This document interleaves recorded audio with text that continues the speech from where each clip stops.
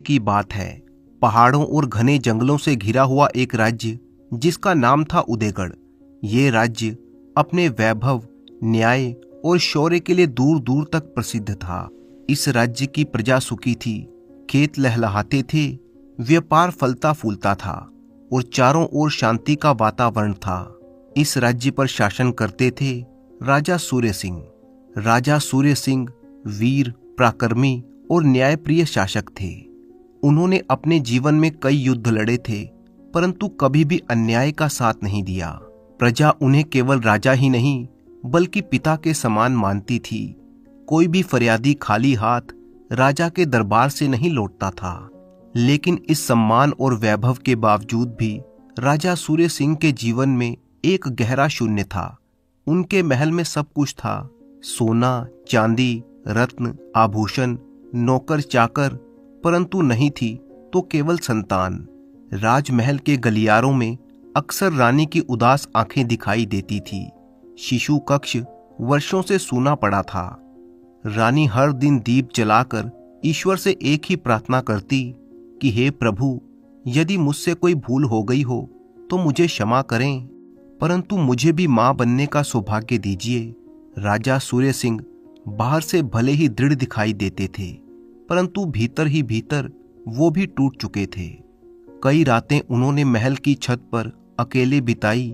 तारों की ओर देखते हुए वो सोचते रहते कि उनके बाद इस राज्य का क्या होगा। वर्षों की तपस्या और प्रार्थना के बाद एक दिन ईश्वर ने उनकी पुकार सुन ली।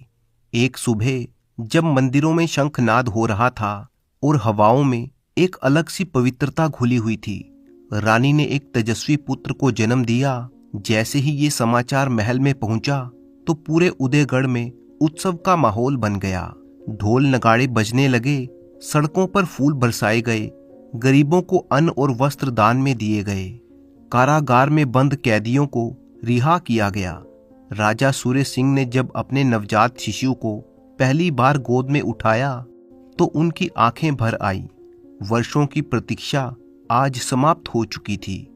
उन्होंने कांपते हाथों से बच्चे के माथे को चूमा और बोले, आज मेरा जीवन सफल हो गया। राजमहल में दिए जलाए गए। ऐसा लग रहा था मानो स्वयं देवता उदयगढ़ को आशीर्वाद दे रहे हों। लेकिन परंपरा के अनुसार राजकुमार के जन्म के साथ ही उसकी जन्म कुंडली बनाना आवश्यक था। राजा ने तुरंत राज ज्योतिषी को बुलाने का आदेश दिया। राज ज्योतिषी उदयगढ़ के सबसे विद्वान ज्योतिषियों में गिना जाता था। वर्षों का अनुभव, सैकड़ों भविष्यवाणियां जिनमें से शायद ही कोई गलत साबित हुई हो। वो अपनी पोथियां लेकर दरबार में उपस्थित हुआ। उसने राजकुमार की जन्म कुंडली बनाई, ग्रहों की स्थिति देखी, नक्षत्रों की गणना की। लेकिन जैसे जैसे समय बीतता गया उसके चेहरे का रंग बदलता गया। कभी वो अपना पसीना पोंछता, कभी बार बार पोथी के पन्ने पलटने लगता। राजा सूर्य सिंह ये सब देख रहे थे। काफी देर बीत जाने के बाद जब ज्योतिषी ने कुछ नहीं कहा तो राजा की बेचैनी बढ़ने लगी। राजा ने गंभीर स्वर में कहा, आचार्य, साफ साफ बताइए मेरे पुत्र के भाग्य में क्या लिखा है। ज्योतिषी ने सिर झुका लिया और कहा, महाराज, एक भयंकर संकट है। दरबार में सन्नाटा छा गया। राजा ने संयम रखते हुए पूछा, कैसा संकट? ज्योतिषी की आवाज कांपने लगी। महाराज, आपके पुत्र के जीवन में पहला संकट तो ये है कि एक दिन उसे शेर खा जाएगा। रानी के मुंह से चीख निकल गई। दरबारियों के चेहरे पीले पड़ गए। राजा सूर्य सिंह कुछ पल के लिए स्तब्ध रह गए। फिर उन्होंने अपने आप को संभाला और पूछा, दूसरा संकट कौन सा है? ज्योतिषी ने गहरी सांस ली, मानो उसे शब्द मुंह से निकालने में भी डर लग रहा हो। वो बोला, यदि वो शेर से बच भी गया तो वही पुत्र आपके प्राण ले लेगा। ये सुनते ही राज दरबार में जैसे समय थम गया। रानी बेहोश होकर गिर पड़ी।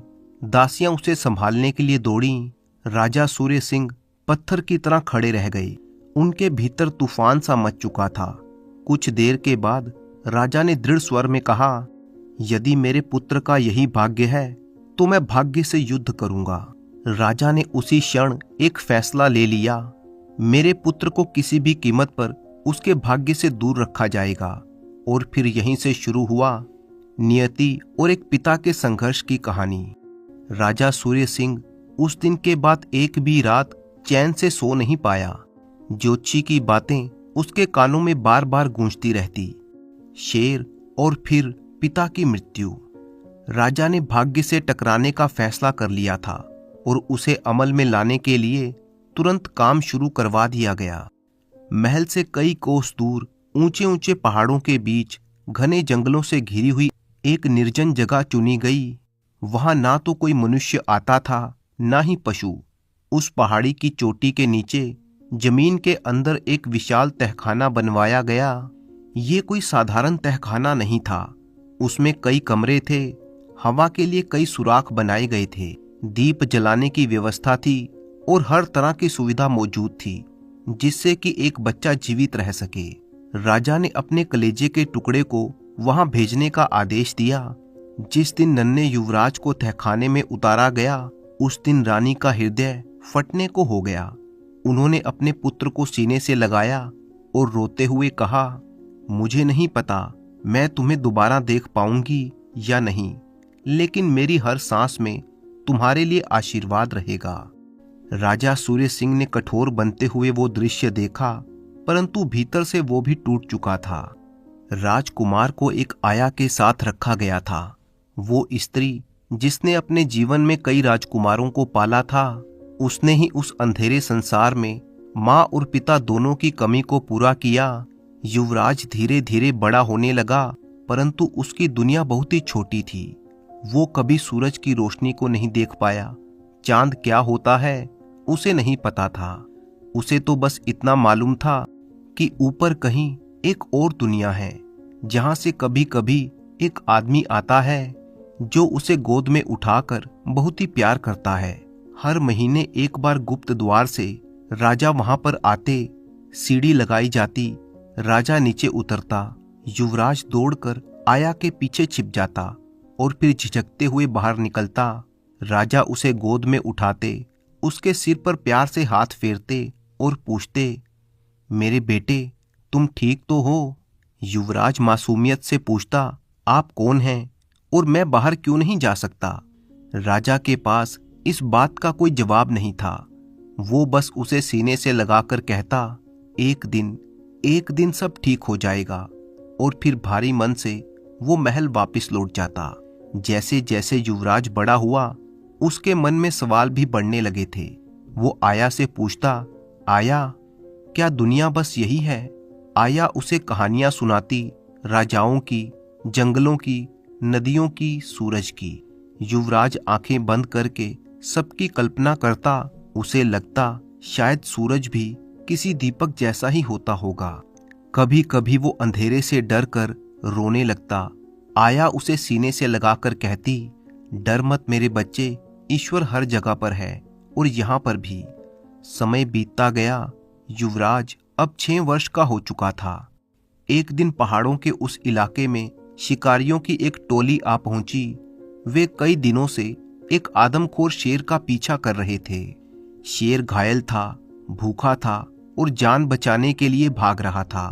भागते भागते वो उसी पहाड़ी के पास आ पहुंचा जहां झाड़ियों के नीचे तहखाने का द्वार छिपा हुआ था। शेर झाड़ियों में घुसा और उसका भारी शरीर तहखाने के द्वार पर जा गिरा। पुराना द्वार टूट गया।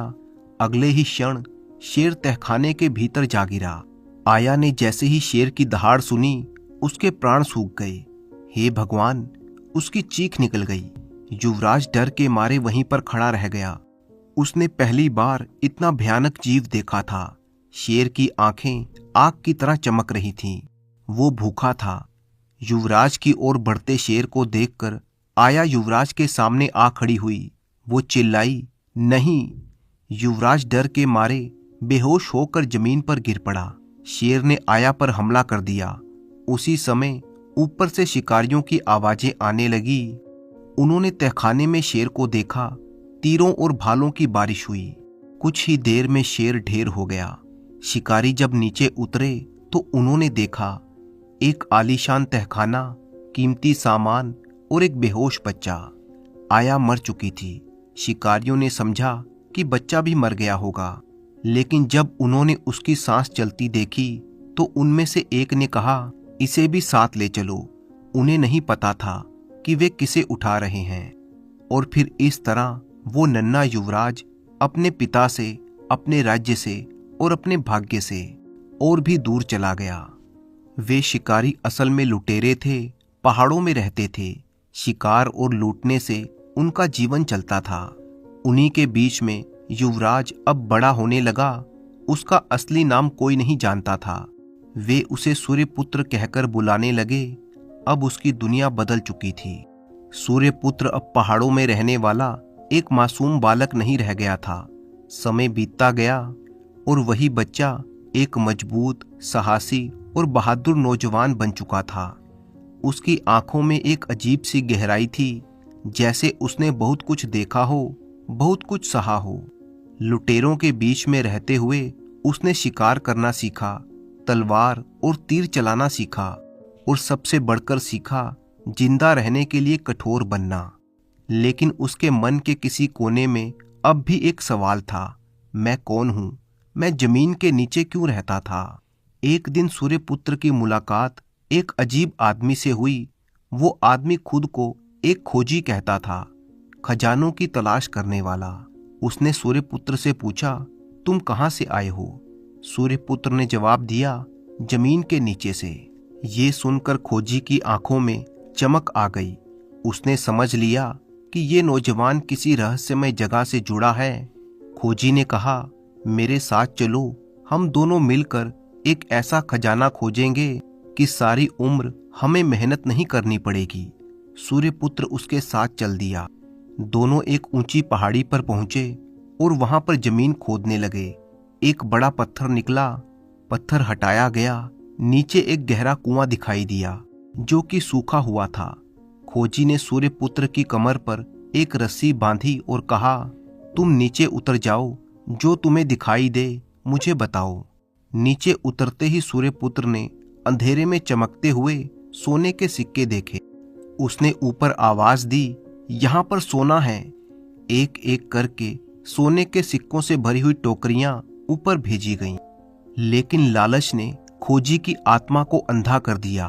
उसने सोचा, अगर ये नीचे ही मर जाए तो सारा खजाना मेरा होगा। उसने पत्थर रखकर कुएं का मुंह बंद कर दिया। कुएं में अकेला पड़ा हुआ सूर्यपुत्र पहले तो रोया और फिर शांत हो गया। उसने आसमान की तरफ देखा, हालांकि अंधेरा था। वो बोला, अगर मेरा जन्म यूं ही मरने के लिए हुआ है तो ठीक है, और अगर ईश्वर ने मुझे बचाना चाहा तो रास्ता जरूर निकलेगा। उसी समय उसे पानी के बहने की आवाज सुनाई दी। अंधेरे में एक पत्थर का दरवाजा दिखा। वो दरवाजा खुला और सूर्यपुत्र एक सुंदर घाटी में पहुंच गया। घाटी में एक नदी बह रही थी। सूर्यपुत्र नदी के किनारे किनारे चलता गया, क्योंकि उसे भरोसा था कि जहां पर नदी होगी वहां पर इंसान भी होंगे। काफी देर के बाद उसे कुछ लोग मिल गए। वे उसे देखकर खुश नहीं हुए, लेकिन जब सूर्यपुत्र ने उन्हें अपनी कहानी सुनाई तो उनके दिल पिघल गए। उन्होंने उसे खाना दिया, रहने की जगह दी। बाद में सूर्यपुत्र को पता चला कि वे लोग डकैत थे। धीरे धीरे सूर्यपुत्र उनके साथ ही रहने लगा, लूटपाट में शामिल होने लगा। उसे पता नहीं था कि जिस नगर के बाहर वो डकैती कर रहा है वो उसके पिता राजा सूर्य सिंह का ही राज्य है। इधर नगर की प्रजा लूटपाट से परेशान हो चुकी थी। व्यापार ठप हो गया था। गरीब भूखे मरने लगे थे। प्रजा के लोग राजा सूर्य सिंह के पास पहुंचे।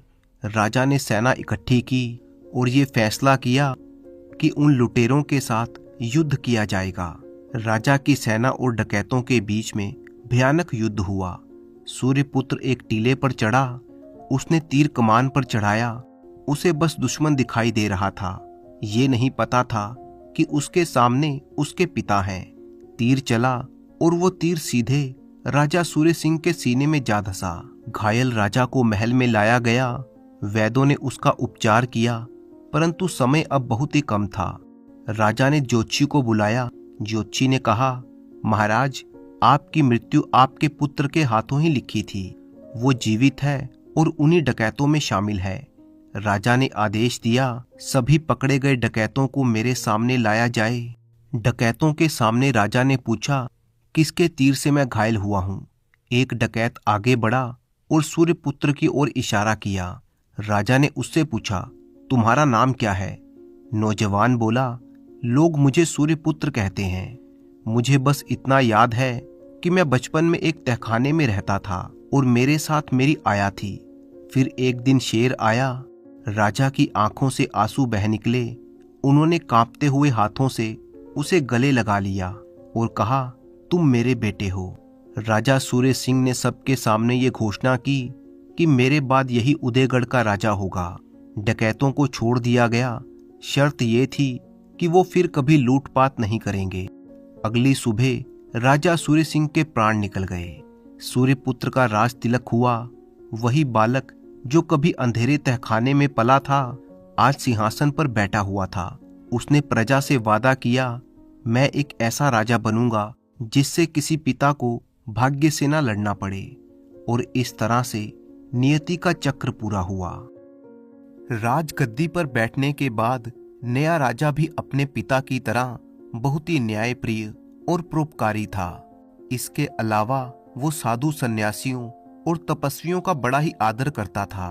राजा की ख्याति के बारे में सुनकर अक्सर ही साधु संत उसके दरबार में आते रहते और राजा उनका अतिथि सत्कार करता, साथ ही साथ दान दक्षिणा देकर उन्हें विदा करता।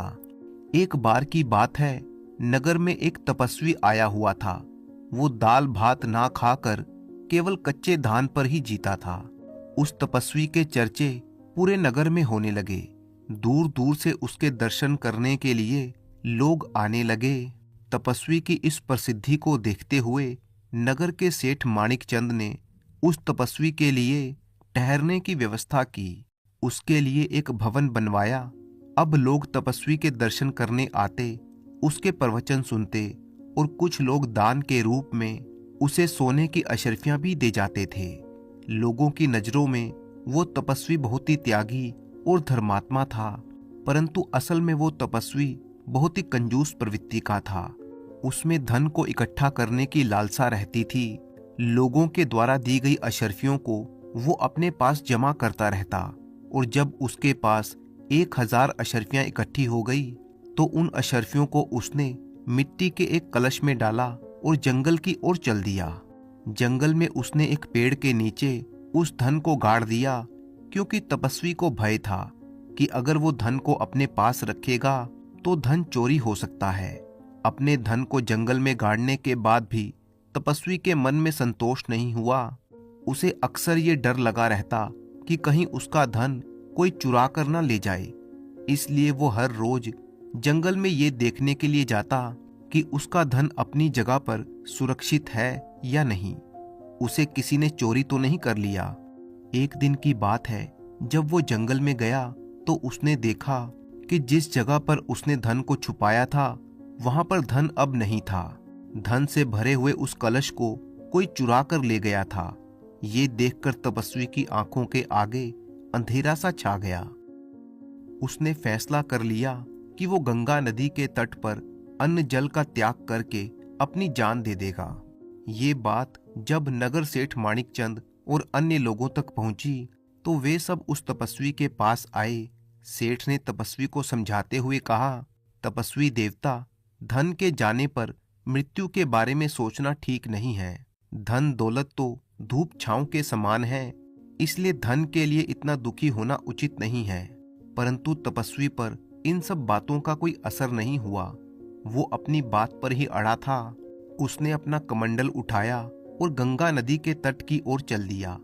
होते होते ये बात राजा के कानों तक पहुंची। वो साधु संतों का बहुत ही सम्मान करता था।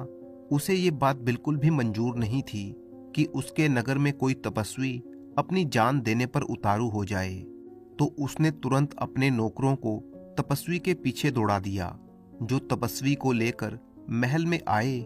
राजा ने तपस्वी से कहा, तपस्वी देव, आप हमें बताइए कि आपके साथ क्या हुआ। हम आपको न्याय दिलवाने में पूरी सहायता करेंगे। तपस्वी बोला, राजन, मैंने आपके न्याय की चर्चा खूब सुनी है। मैंने सुना है कि आपकी नजरों से कोई भी अपराधी बच नहीं सकता। अब आपने मुझे बुला ही लिया है तो सुनिए, मेरा इकट्ठा किया हुआ धन आपके ही राज्य में चोरी हो चुका है। इसके बाद तपस्वी ने सारी बात राजा को बता दी। सारी कहानी सुनकर राजा ने तपस्वी से पूछा, तपस्वी महाराज, आपने जहां पर धन को दबाया था, क्या वहां पर कोई निशानी थी, यानी उस जगह की कोई पहचान थी?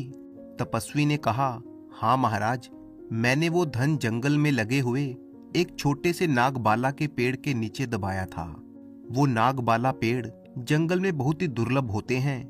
जंगल में इस तरह के पेड़ बहुत ही कम मात्रा में होते हैं, इसलिए मैंने ऐसे पेड़ को चुना और उसकी जड़ में अपने धन का कलश दबा दिया। नागबाला पेड़ का नाम सुनते ही राजा का माथा ठनका। असल में उस पेड़ की लकड़ी और उसके पत्तों में औषधीय गुण होते थे, जो कई तरह की औषधियां बनाने के लिए प्रयोग किए जाते थे। और फिर राजा ने कहा, आप धीरज रखिए, मैं स्वयं उस स्थान की खोज करके आपको आपका धन वापस दिलवाऊंगा। आप प्राण त्यागने का विचार छोड़ दीजिए। इस तरह से समझा बुझाकर राजा ने तपस्वी को विदा किया। इसके बाद राजा एकांत में सोचने लगा। नागबाला पेड़ एक ऐसा पेड़ है जिसमें औषधीय गुण होते हैं और ये जंगल में बहुत ही कम मात्रा में होता है। इस तरह से सोच विचार करते हुए राजा के मन में एक योजना आई। वो सीधा अपने शयन कक्ष में जाकर पलंग पर लेट गया और सिर दर्द का बहाना करने लगा। राजा को सिर दर्द होने की सूचना पाकर नगर के वैद्यों का राजमहल में आना शुरू हो गया। वैद्य एक एक करके आते और अपना अपना उपचार करके चले जाते। राजा हर एक वैद्य से एकांत में यही प्रश्न पूछता कि नगर में आजकल किस प्रकार की बीमारी का प्रकोप है और आपने किस बीमारी की कौन सी दवा दी है। वैद्य भी राजा के सवालों का जवाब देते और चले जाते। इस तरह से एक वैद्य ने राजा को बताया कि मेरा एक रोगी जिसका नाम विश्वनाथ है, 2 दिन से उसका मानसिक संतुलन ठीक नहीं था। उसकी हालत काफी खराब थी। मैंने उसे नागबाला की बूटी खाने के लिए कहा था। ये सुनकर राजा के चेहरे पर एक मुस्कान सी आ गई। उसने विश्वनाथ नाम के उस व्यापारी को संदेश भेजकर महल में बुलाया। राजा ने व्यापारी से पूछा कि तुमने वैद्य की बताई हुई नागबाला बूटी खाई या नहीं? अगर तुमने खाई तो उसका पेड़ तुम्हें कहाँ मिला? व्यापारी हाथ जोड़कर कहने लगा, महाराज, मेरा नौकर जंगल में जाकर नागबाला बूटी लेकर आया था। मैंने वो खाई और अब मैं अच्छा महसूस कर रहा हूँ। राजा ने उसे आज्ञा दी कि उस नौकर को मेरे सामने पेश किया जाए। राजा के सैनिक दौड़े और नौकर को राजा के सामने हाजिर कर दिया। राजा को पूरा विश्वास था कि हो ना हो वो नौकर ही चोर है जिसने तपस्वी की मुद्राएं चुराई हैं, क्योंकि तपस्वी नागबाला पेड़ के नीचे ही अपना कलश दबाकर आया था और नौकर भी इसी पेड़ की औषधि लेकर आया था। जब नौकर को राजा के सामने पेश किया गया तो राजा ने उसे तीखी नजरों से देखा और गुस्से में कहा, तुमने अपने मालिक के लिए जंगल से नागबाला बूटी उखाड़ते समय जो अशर्फियों से भरा हुआ कलश खोद कर निकाला था, उसे तुरंत मेरे सामने ले आओ, नहीं तो अपने पाप का दंड भोगने के लिए तैयार हो जाओ। ये सुनकर नौकर डर के मारे थर थर कांपने लगा। उसे समझ में आ गया कि उसकी पोल खुल चुकी है और अब वो बच नहीं सकता। वो कहने लगा, महाराज, मैंने ही ये अपराध किया है। वो नागबाला बूटी खोजते समय मुझे तपस्वी का कलश उस पेड़ के नीचे दबा हुआ मिला था और मेरे मन में बेईमानी आ गई। मैंने उस कलश को अपने घर में छुपा कर रखा है। मैं अभी वो कलश आपके सामने लेकर आता हूँ। ये कहते हुए वो नौकर वहां से भागा और अपने घर से थोड़ी ही देर में वो तपस्वी का कलश लेकर राजा के सामने हाजिर हुआ। राजा ने तपस्वी को उसका कलश दिया और नौकर को चेतावनी देकर छोड़ दिया कि ये तुम्हारी पहली गलती थी, इसलिए तुम्हें माफ किया जाता है, परंतु अगर तुमने फिर से ऐसी चोरी की वारदात की तो तुम्हें हमेशा के लिए कारागार में डाल दिया जाएगा। तपस्वी अपना धन पाकर बहुत ही खुश था और वो राजा की जय जयकार करता हुआ अपने ठिकाने पर वापस लौट गया। राजा के इस चतुराईपूर्ण न्याय से सभी नगरवासी बहुत ही प्रसन्न थे और उसकी प्रशंसा करने लगे। इस तरह से राजा ने ये सिद्ध कर दिया कि न्याय करने के मामले में उसका कोई सानी नहीं है। समय बीतने के साथ साथ राजा ने अपने ही पड़ोस के राज्य की एक सुंदर सी राजकुमारी के साथ विवाह किया और एक सुखमय जीवन बिताने लगा। सारे राज्य की प्रजा यही कहती थी कि ये राजा भी अपने पिता की ही तरह शौर्यवान और न्यायप्रिय है। अगले कई सालों तक उसने उस राज्य पर राज किया और अपनी प्रजा की सेवा की। दोस्तों, मुझे पूरी उम्मीद है कि आपको ये कहानी पसंद आई होगी, तो वीडियो को लाइक कीजिए और साथ ही अपने अच्छे अच्छे कमेंट करना बिल्कुल मत भूलिएगा। कमेंट बॉक्स में अपना नाम और अपने शहर का नाम भी लिखें। तो मिलते हैं आपसे किसी अगली कहानी में। तब तक के लिए अपने दोस्त राणा मंजीत सिंह को अनुमति दीजिए।